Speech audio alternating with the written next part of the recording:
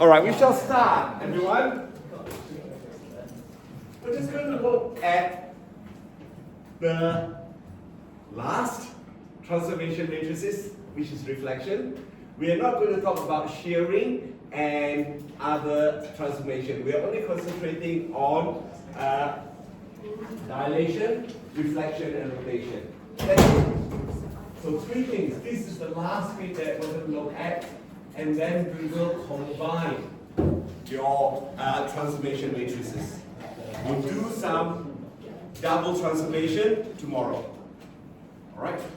Now, same format the last 2 days. You're talking about this time reflecting a 2D shape about online.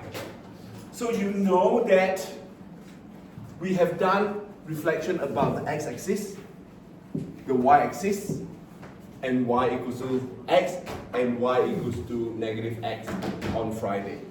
Right? So just a brief summary of a reflection. So a reflection as a transformation is a flip. Although I don't really like the word, to use the word flip, but it is true. Flip from one side to the other side of the line. Now, nothing changes. The shape does not change, but you're just reflecting it. Just like looking at yourself in the mirror. The line itself is the mirror. You are actually changing the coordinates, that's all.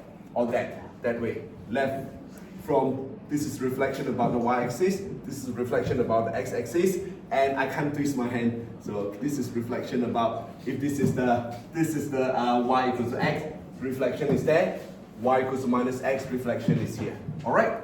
So now, you know, you've worked out the matrices, the transformation matrices that is required when you reflect about the x-axis. See, when you reflect about the x-axis, now go back to your methods as well. Think about your transformation of your methods. When you reflect about the x-axis, what changes? Y, right? So therefore, the minus 1 there is y.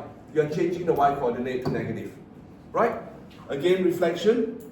If it's about the x-axis, the changes in y. The y-axis, the changes is in x. So this is where it is coming from. Whereas reflection about the y equals to x. X coordinate change to y, y coordinate change to x. Right? So that is reflection about y equals to x. Whereas reflection about y equals to minus x, x coordinate will map to negative y coordinate. Right? Y coordinate will map to negative x coordinate. So therefore, we've got four different matrices where you've got these other what do we call it? These other values. The transformation matrices we use for reflection. All right, now the thing is, what we're looking at this time is it is not always y equals to x or y equals to minus x or reflection about x on the y-axis. We're going to think about, let's say, what if we've got something like y equals 2x, y equals to half x. How are we going to reflect that? Right? So let's imagine this is x and y axis. All right? These four boxes here, you've got x and y axis. So what if I've got something like a line here, this bit?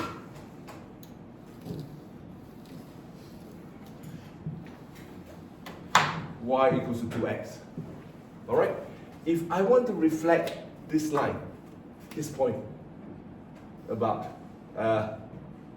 this line, this is the axis of reflection, what you need to do is, you know that in order to do this, you're flipping it over to this side. Correct? So what is it telling me? So I'm flipping over from here to here, this point here. What is it telling me, this line? What happened there? I want you to think about that, because I'm going to introduce the idea of what you've learned in year 9 in terms of midpoint, in terms, and also something that you've learned this last year in terms of gradient. Alright, so now we know that we're going to go from this point. let's call this point maybe P. This is P dash. Alright? So you are reflecting about y equals to 2x, or y equals half x, or whatever. It doesn't really matter. I mean, the way I draw it, it should have been y equals to half x. Yep, 2x is that way. Right? So let's think about it. If I do it, if I reflect P to P dash, what is going to happen? How on earth am I going to derive the transformation matrix? So let's have a look at this. Now what I'm going to do is deriving the general transformation matrix with reflection, which reflect an object about any line that goes through the origin with equation y equals mx. What I will be doing is using one point to show you. Alright? But that point, if you think about that point, it applies to anything, any points on that object. Correct? So if I've got an object like this, just a triangle, this will be that, right? P will be P dash. Now, let's say Q here will be Q dash here. Correct? Yeah? And then R will then be R dash here. And then if I connect that together, the new shape will be, not the new shape, it should be the same size because we are not changing the size, we're not dilating it. This will be the reflection. Correct? So therefore what I'm going to do is, instead of using all 3 points, I'm going to use point P to show you how we derive the general, how we generalize the determining the transformation matrix. Alright? Now, let's look at P and P dash. So this point here is P. This point here is P dash. Can you please put it in your booklet that this is a P? Alright, I didn't really write it down, but it should be there. This is P. Alright, P to P dash. Okay. Now you know that P is a point 7, 3, and then the line is y equals to 2x. Given.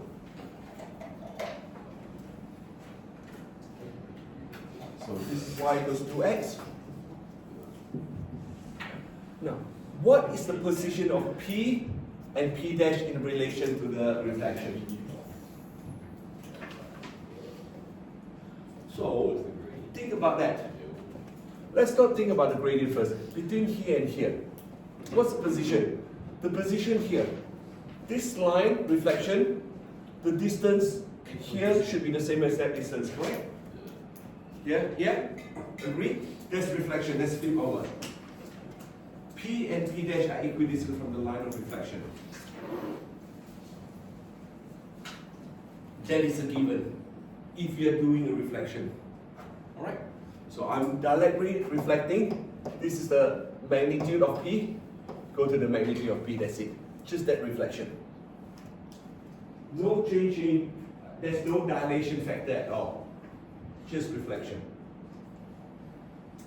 Now, what is the relation between the gradient of the line formed by joining P and P dash? That should be P dash. This is just a little bit big. Yeah, you can see that dash here. And the gradient of your line of reflection. So what are they? They are perpendicular. So you know that this bit has to be perpendicular. Right? Right? Now, next bit. Go back to your, both of you listen, go back to your year 10. What would the gradient be if y equals to 2, the line of reflection is y equals to 2x, what would be the gradient be? Why? Sorry? It is perpendicular, alright. Now, this is what you've learned. If two lines are perpendicular, right? So if I've got two lines, perpendicular. One is y equals to m1x plus c1. The other one is y equals to m2x plus c2. You know that n1 times n2 will be minus 1.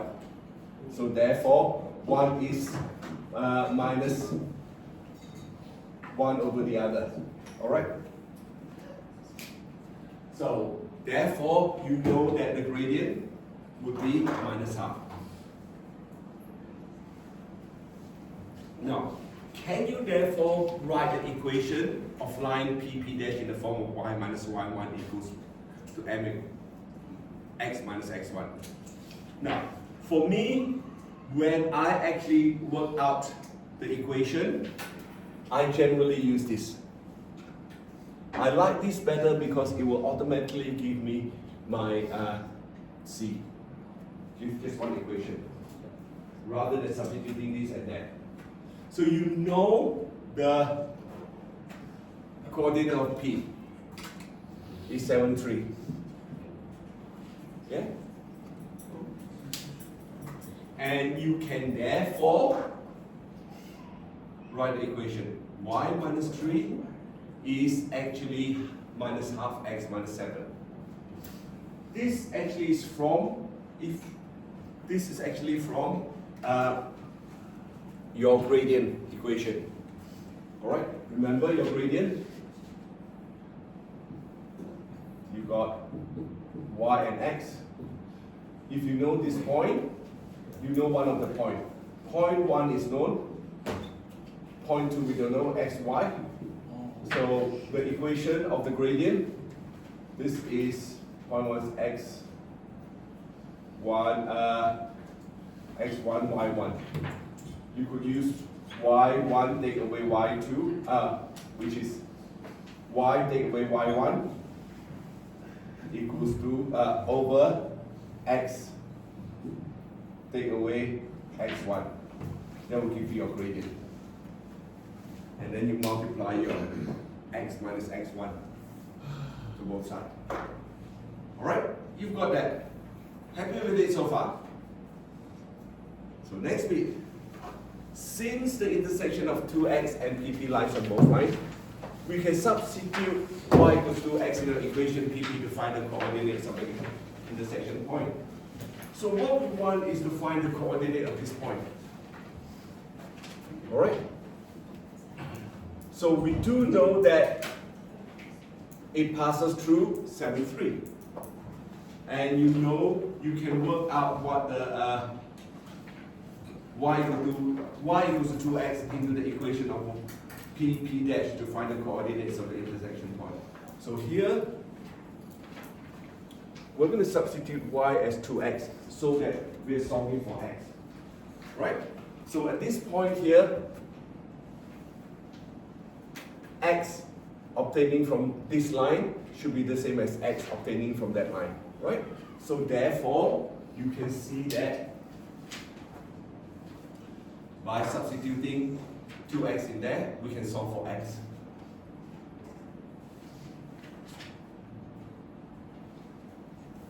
Solve for x. You should be able to solve that.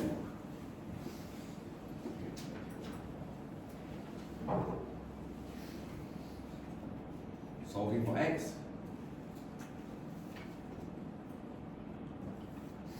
Okay, and therefore x equals to 13 over 5 or 2.6. I don't mind if you give me an exact, give me in fraction or give me the answer in decimal. Whatever you think is, it makes life more straightforward for you. And you can work out your y value. So therefore, that point, the midpoint will be 2.6 and 5.2. So we now know what the midpoint is. That midpoint, right? Got it? So once you know the midpoint, go back to your year 9. What is the equation of the midpoint? x1 plus x2 divided by 2, correct? Yeah? Yeah? Agree?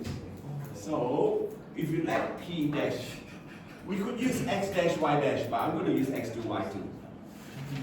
Alright? You know that 7 plus X2 over 2 and 3 plus Y2 over 2 is the same coordinate as 2.6 and 5.2. And therefore, you can solve for X2 and Y2. So the P dash is 1.8, 7.4. Of course, with reflection, you can go through these steps. Step by step doing it for every point. But if you got about 5 or 6 points, by the time you finish this, it will take like 2 or 3 hours. So I wouldn't. I would just think about using matrices. Now let's see how we could generate the how we could generalize this transformation. All right. Now let's repeat the same process for reflecting the point P of AB. You've got the diagram, so you don't have to worry. Now, just notice something. What we are doing is we are actually looking at the straight line through the origin. This is what we're doing, straight line through the origin. So what is the gradient of P dash in terms of M? You know that, minus 1 over M, correct? And therefore, can you state the equation of P dash in the form of y minus y1 equals to M x minus x1? You know P is AB. Assume that the value that you know is AB. A and B is just a variable, that's it. So which is that? Now, substitute y equals mx. That you try it first. It's a lot of algebra. Algebra is really important.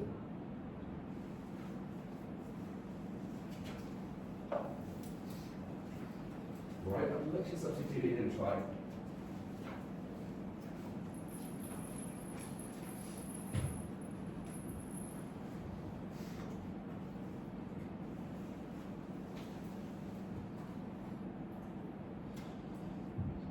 I'm going to help you with this. And you definitely have something that's interesting, which is something like an m squared. Right?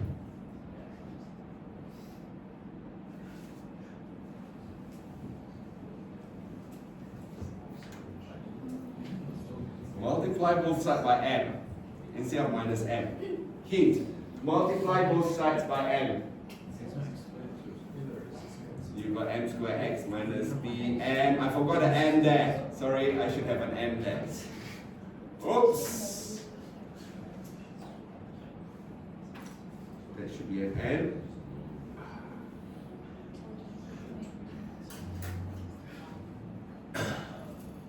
Alright, that's better.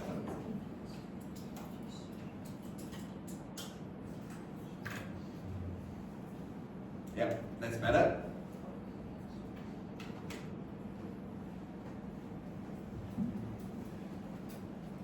And then rewriting it, you got something like this. Because you want x, alright? You want x. So therefore you collect like terms. X is therefore a plus mb divided by 1 plus m squared. Same thing, y. You can work that out.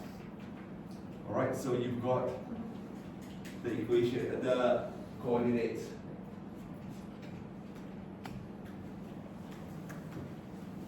Now you've got the coordinates of m. What's next? So, find the coordinates if I know that P is AB, P dash is CD. What is the coordinates of M in terms of A, B, C, and D? Ignoring what you've done here, because you know eventually we're going to equate this to A, B, C, D. Because A, B is what we know. We want to determine the value of P dash, which is CD. So if I do it this way, I know M equals to A plus C divided by 2, B plus D divided by 2, correct? So now, look at this. I know M, correct? if it's given. Yeah? Got it? I know A because it's given, and B. Can I equate this to that? That's midpoint, that's our gradient. This to that to determine C and D. Yeah, try it. Try that, please. Try that, please. So midpoint, so I've got A plus NB. Now, look at the next page. The next page of your notes, I actually did not even bother animating it because there's a lot of algebra in there, and you can check my algebra, but I have to prove to you that M, the two coordinates for P, you can rearrange C is that, D is that. You know A and D, you know M, so you can work out C, you know D and you know A, B and M, yeah, you can work out D. So these are the algebra I did. It's long. So I'm going to save my breath and going through it step by step. See, this is deriving it. It's important for you to learn. Know from the first principle. I like that idea. So you're learning it from the first principle, how you derive it. So once you know that A plus C divided by 2 is equals to A plus MB and 1 plus M squared, you can just rearrange the equation until you get C equals to whatever and D equals to whatever. Alright? So this bit here, I'm going to leave it to you for you to check my algebra. But let's go to the next. Well, you now know from x to x dash, y to x dash is this. Isn't that a matrix? Is it a matrix? It is, but do you want to do it do you want it to be in such a complicated form? You don't want to be in such a complicated form. Alright, we can simplify the term. Of course, you don't really want to go out to write out your matrix as 1 minus m squared over 1 plus m squared, 2m, 1 plus m squared, so on and so forth. Alright? It's too long, too difficult. Easier way of doing it. More simple way of doing it. Alright, now, but what I want all of you to do is to think about what you learned in 11 methods this year. The angle of inclination. If I've got y equals to mx, you know that the gradient is actually tangent of theta, the angle of inclination from your x-axis. Angle is always measured from anti-clockwise. Why? Now, I'll show it to you again. You know that this is right angle, right? You've got this as y, this as x. If I drop a line from one line there. So you know that gradient m is y over x, correct? What is tangent theta? Tangent theta is y over x. Therefore, gradient is tangent theta, angle of inclination. Got it? Now, this is important. Year 12 methods. When you come to do some calculus, you need, this is considered as prior knowledge. Right? Especially if you need to look for an equation of a line, this is considered as a prior knowledge.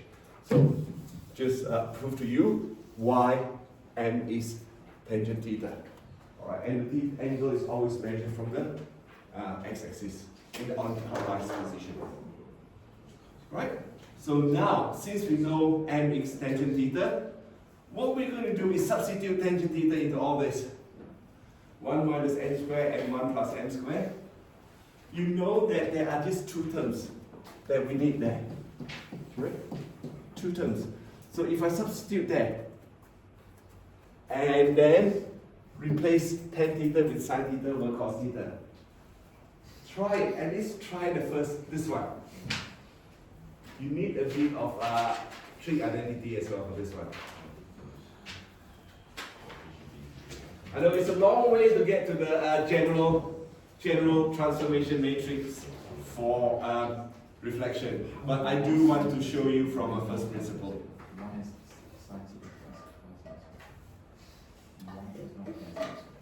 Step by step. So you should see some familiar trigonometric identities. That and replace it by that. Oh.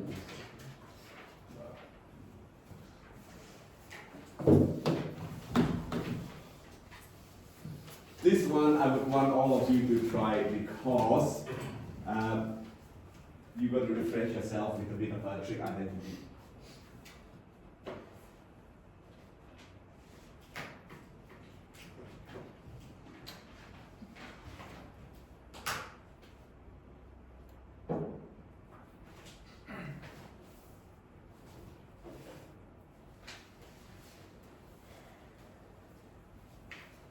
Who we got coming today?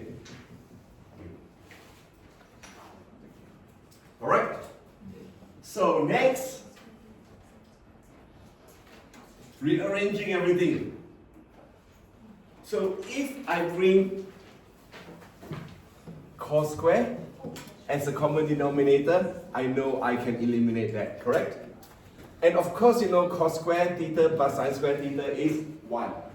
And then cos square theta minus sin square theta is, what is it?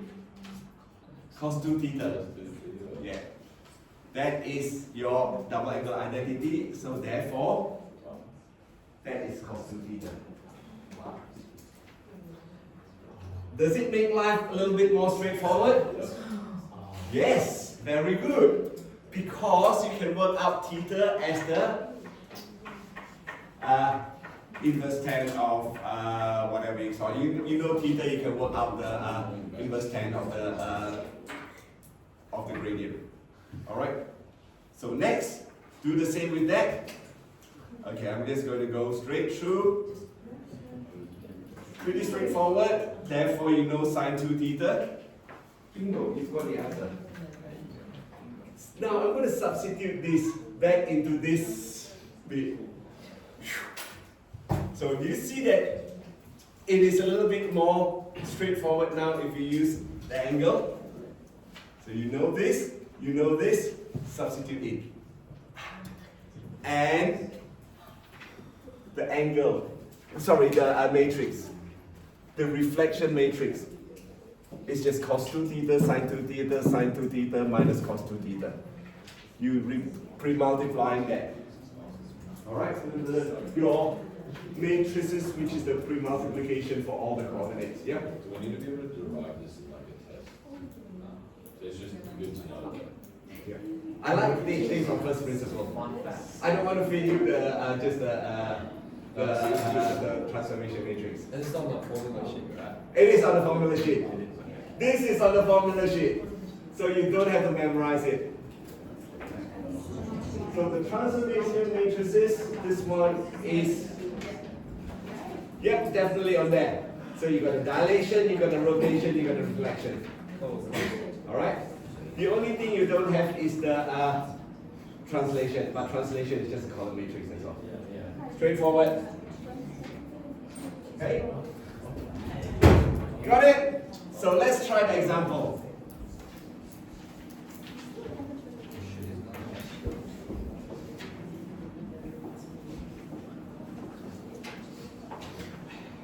Now, angle of inclination of pi over 6, that's pretty straightforward. 2 theta is pi over 3. Right? 2 theta is pi over 3. I'm going to go through B and C carefully. But this time, with this one, I'm not even going to worry too much. You know the angle of inclination pi over 6. Therefore, M is cos pi over 3, blah, blah, blah, blah, blah, whatever. And you have to evaluate that. You must know how to evaluate that. All right, do your matrix multiplication, please. So this is your matrix for reflection in this case. So the angle of inclination is pi over 6.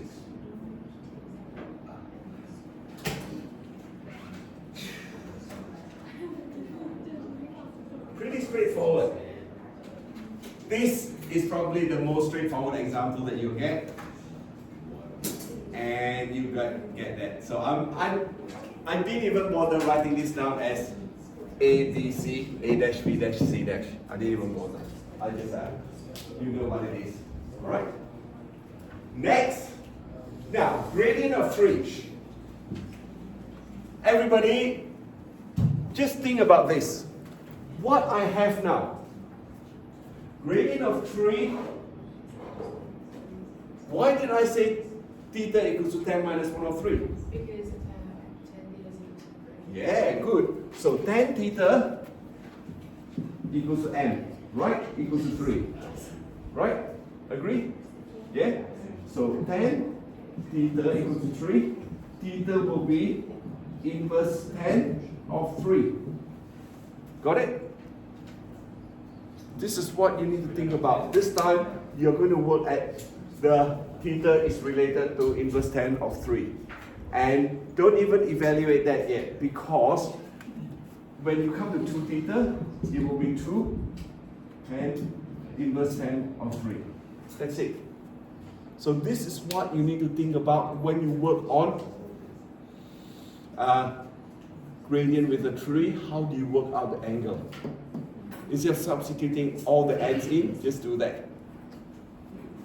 I mean, really, if you want to think about using the 1 plus m square, whatever, you can, because you got gradient of 3 there.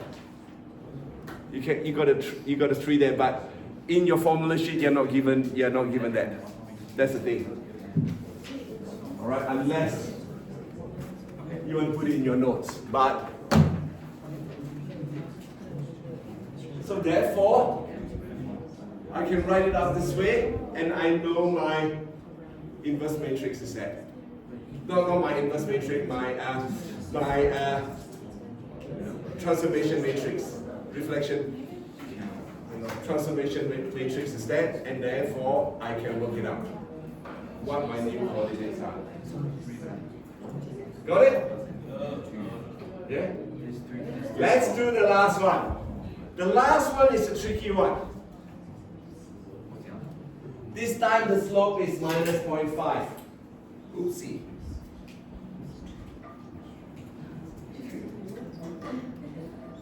Now, you've got to remember one thing. Here,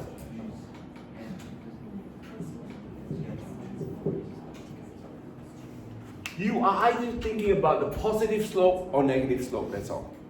Alright? So, if you have negative slope,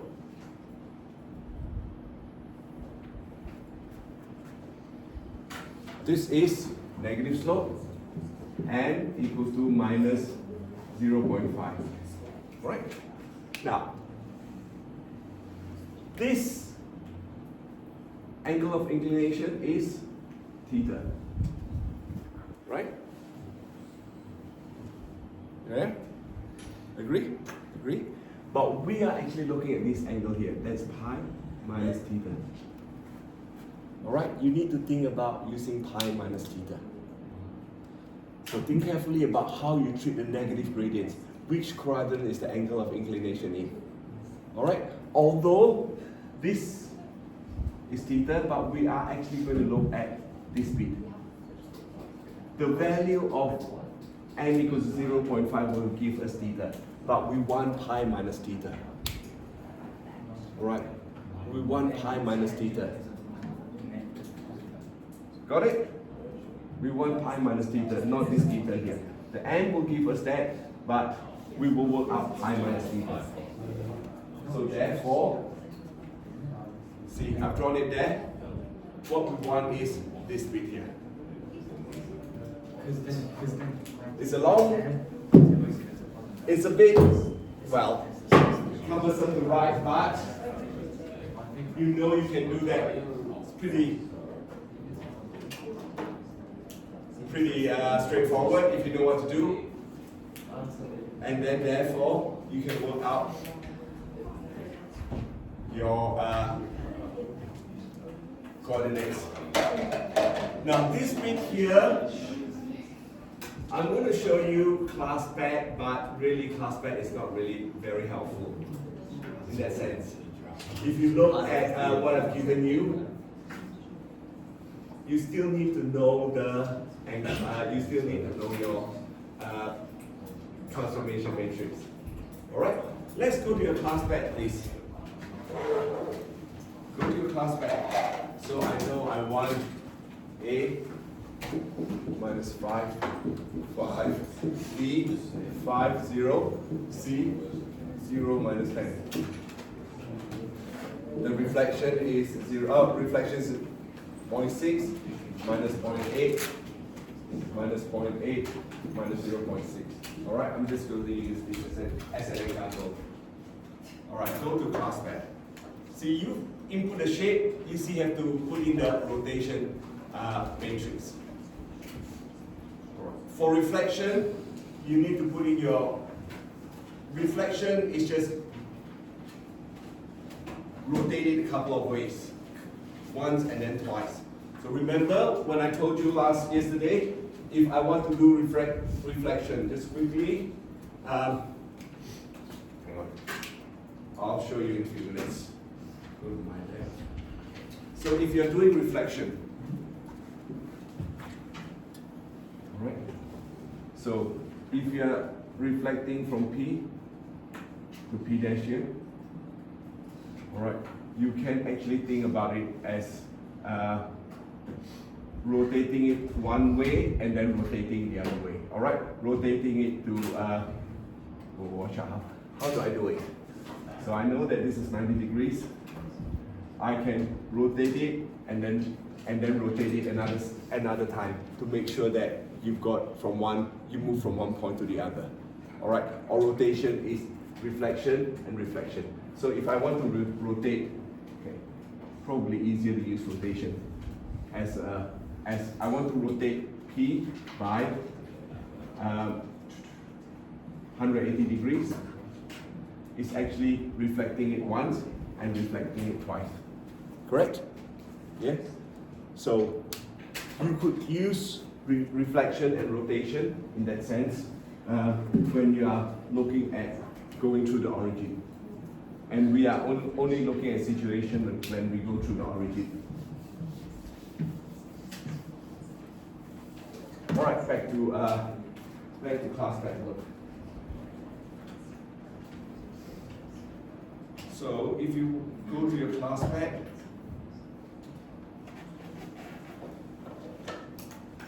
what I'm going to do is I'm going to go to main because I want to plot this in more accurately. So I'm going to clear all variables and clear all. Okay? So I'm going to input my points as matrices.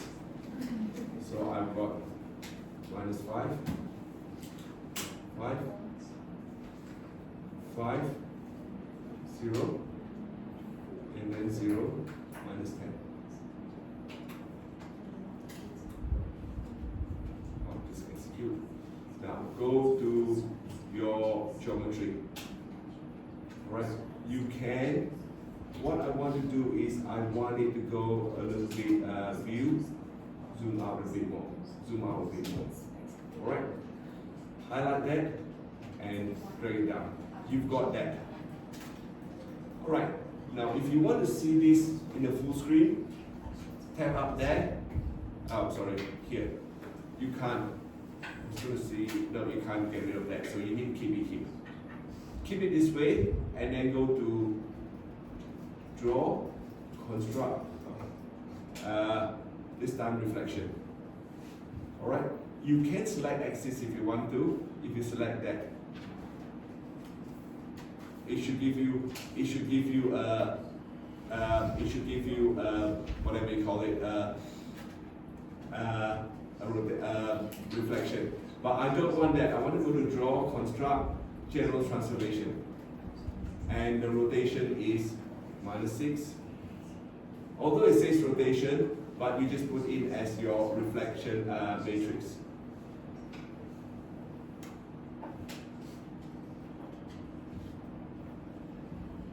-0.6. Click OK. You've got your reflection about y equals to whatever you call it, gradient of, let me check. We've got a gradient of the example 3. We've got a gradient of -0.5. So this is a reflection. You can check it on your class back, but like I say, in terms of geometry, when you're doing that, it's good for checking, but in actual exam or test situation, in my opinion, it's not really that useful. Okay? Alright, I'm going to stop here and I'll finish off the linear transformation reflection. So you've got plenty of exercises to do.